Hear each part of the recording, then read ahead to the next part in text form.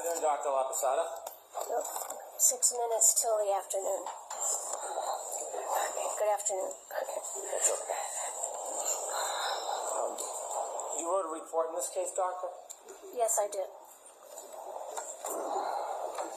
Do you think that based on your analysis, was Mr. O'Keefe thrust backwards? Is that what you determined looking at his head injury? That he was, I didn't understand. You had your hand in front of your Sure, mouth. I'm sorry. Yeah. You talked about a head injury that Mr. O'Keefe had, that he Yes. suffered from, Yes. that caused his death. Yes. Was that caused by being thrust backwards? Yeah, the motion was upwards, down. Okay. And the way you just showed it could be a fall. Correct. Did you have an opinion looking at his wound that he was thrust backwards? What do you mean thrust? Well- His body went backwards. There may have been some applied force to it. I don't know about thrust. I'm asking if you have an opinion. Your words. Do you have an opinion about thrust? What do you mean thrust? Did the forensic pathology diagnosis mean Mr. O'Keefe's body was thrust backward? If you want to say thrust as indicating movement, that it went backwards, then you could say it was thrust. May I, Coach? Yes.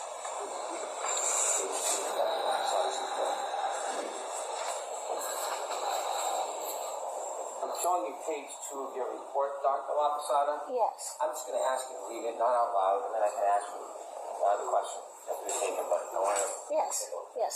Are you familiar with that? No, absolutely.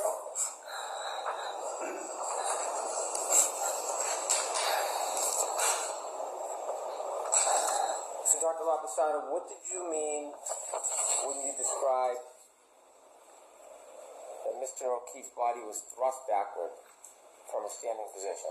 I mean that he was standing upright and his body had momentum and went down and hit at the back of his head.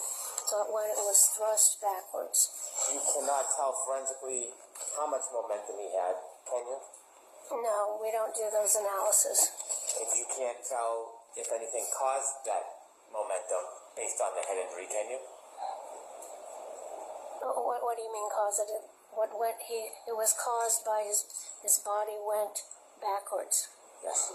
And so the amount of force causing him to go backwards, that's not something you could determine from the head wound, is it? No, I can't tell you the amount of force. It was significant because he had the massive skull fractures. Did you say it would be significant? Yes, significant force. And these significant skull fractures and the swelling of the brain and the compression of the brainstem, that all happened very rapidly because of the amount of force that caused all those skull fractures on the base of the skull that actually then hemorrhaged into his upper eyelids. That's a large amount of force. Was gross edema found on his brain? I think it was swollen, yes. But was that a finding? Yes. Where did you see that finding? Well, in order to have the herniation of the brainstem, the brain swells. Where did you see that finding?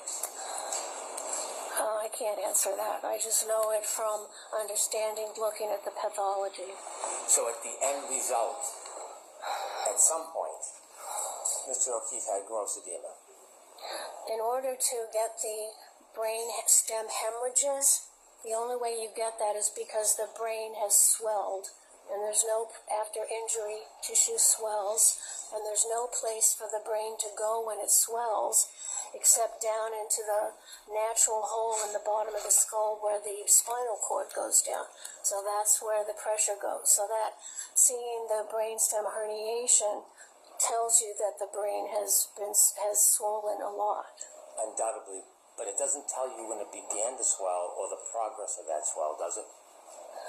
I don't know what you mean. You see inevitably because of the swelling, there's the suffocation, but when you see that, you don't know when the swelling began or how quickly it progressed.